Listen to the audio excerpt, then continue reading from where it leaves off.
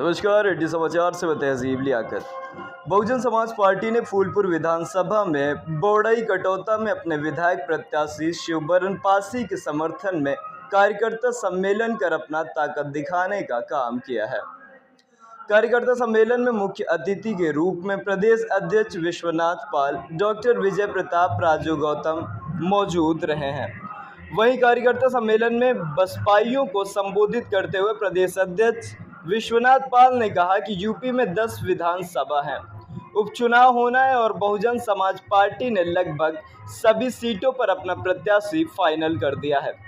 भाजपा सपा अभी कोई प्रत्याशी नहीं उतारे हैं। लड़ाई किसी से भी नहीं है, हमारा प्रत्याशी चुनाव जीत रहा है। वहीं विश्वनाथ पाल ने कहा कि बसपा प्रत्याशी शिवबरन पासी को बहन जी ने बहुत पहले ही प्रत्याशी घोषित कर दिया था। शिवबरन क्षेत्र में लगातार जनसंपर्क कर रहे हैं, जनता के बीच में रहने का काम कर रहे हैं। बसपा प्रदेश अध्यक्ष ने कहा कि यह मेरा दूसरा जनसभा है। हमारा प्रत्याशी फूलपुर विधानसभा में सबसे आगे जा चुका है। भाजपा सपा के लोग आपस में लड़ेंगे और सेकंड पर रहेंगे। रोजगार के सवाल पर प्रदेश अध्यक्ष ने कहा कि बहुजन समाज पार्टी के अलावा जो लोग आए जनता में साथ धोखा किए हैं, छलावा करते हैं, ठगने का काम किए हैं।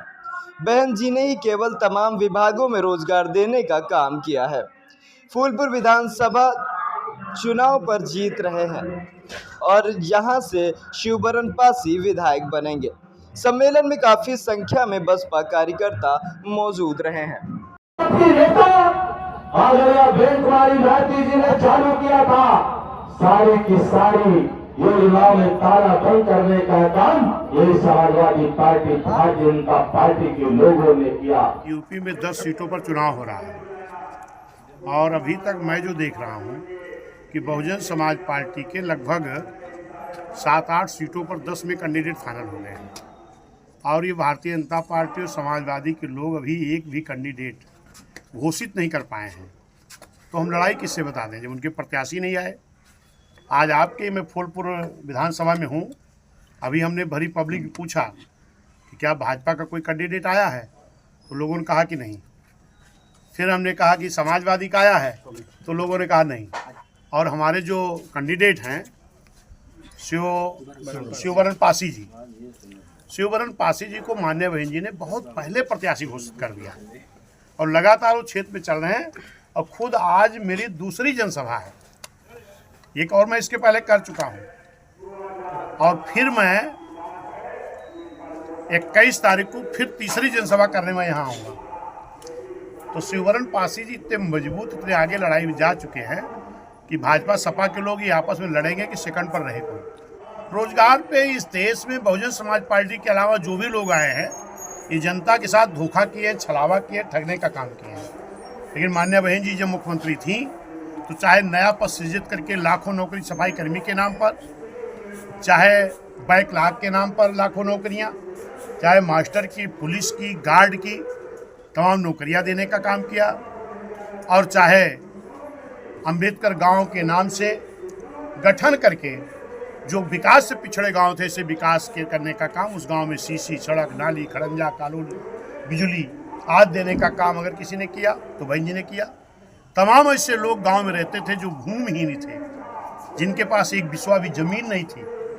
अगर गांव में किसी खतौनी की नहीं, खाली जमीनें जो पड़ी थी, तो मान्य बहन जी ने भूमिहीनों को पट्टा दे करके उनको भी जमींदार, जमीन का मालिक बनाने का भी काम अगर किसी ने किया तो बहन जी ने किया। देखिए, अब उन लोगों से पूछिएगा कि वो आपस में सेकंड की लड़ाई लड़ रहे हैं कि कौन सेकंड पे रहेगा, कौन थर्ड पे रहेगा। प्रथम आवक प्रथम पावक, मान्य बहन जी ने प्रथम प्रत्याशी यहाँ घोषित किया है और यहाँ की जनता ने निर्णय बनाया है कि अब की बार हम बहुजन समाज पार्टी के प्रत्याशी को जिता करके भेजने का काम करें। नहीं, देखिए, निश्चित है कि बहुजन समाज पार्टी इस देश में एक ऐसी पार्टी आई है जिन्होंने एक नारा दिया कि जिसकी इतनी संख्या भारी उसकी उतनी हिस्सेदारी। उसके आधार पर अगर इस देश में सर्व समाज के लोगों को अगर किसी ने चुनाव लड़ाने का मौका दिया, राजनीति में भागीदारी देने का काम किया, तो बहुजन समाज पार्टी ने किया। ये आपके बीच में हमारे बगल अशोक बिंद जी खड़े हैं, ये जिला पंचायत सदस्य बने तो बहुजन समाज पार्टी से बने।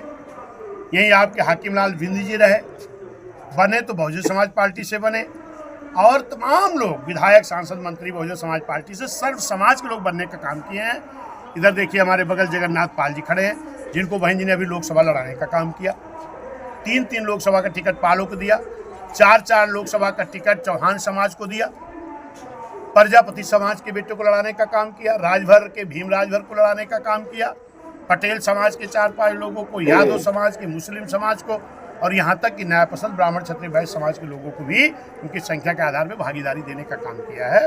इस नाते बहुजन समाज पार्टी के साथ सर्व समाज के लोग हैं। और निश्चित है कि 19 के चुनाव के बाद माननीय बहन जी ने ऑल इंडिया की मीटिंग दिल्ली में बहन जी ने बुलाने का काम किया था, और उस मीटिंग में मैं भी मौजूद था।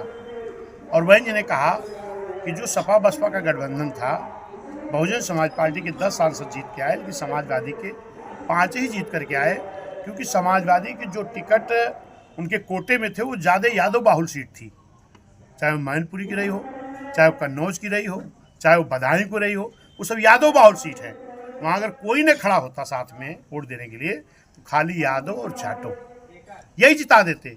लेकिन जब यादव समाज के लोग, कुछ लोग, वो खुद उनकी पार्टी को छोड़ के दूसरे दलों में चले गए, तो बहन जी की क्या गलती है। और इसके बाद भी बहन जी ने अपने बड़प्पन को दिखाते हुए बहन जी ने अखिलेश यादव को फ़ोन लगाया कि भाई घबराओ मत। बहन जी का मकसद था कि हम बात करेंगे, उनको कहेंगे घबराओ मत, राजनीति में उतार चढ़ाव आता रहता है, फिर आगे हम लोग मजबूती से लड़ेंगे और फिर आगे बढ़ेंगे। लेकिन अखिलेश यादव जी का फ़ोन नहीं उठा। ये वो लोकसभा का जो नेक्स्ट चुनाव था, उसके ठीक बाद दिल्ली में मीटिंग हुई थी, तब की बात। इन्होंने फ़ोन नहीं उठाया। फिर बहन जी ने सतीश मिश्रा जी से भी कहा कि आप किसी माध्यम से संपर्क साधो, और जब उन्होंने फ़ोन नहीं उठाया तो बहन जी ने कहा जो लोग हमारे फ़ोन को इग्नोर कर रहे हैं, तो ये सम्मान के साथ समझौता नहीं किया जा सकता है, उनके साथ गठबंधन नहीं रखेंगे। और उसके लिए अभी जब किताब छपी है, तो किताब कोई भी छपती है तो जिस दिन छपती है उस दिन की स्टोरी नहीं लिखी जाती है, जिस बारे में लिखी जाती है उसकी ज़मीन से लिखी जाती है। तो अगर बहन जी ने बहुजन समाज पार्टी के बारे में किताब लिखी है, तो बहुजन समाज पार्टी की जब शुरुआत हुई है तब से जो बातें थी बहन जी लिखने का काम किया, उसमें वो भी बात सामने आई।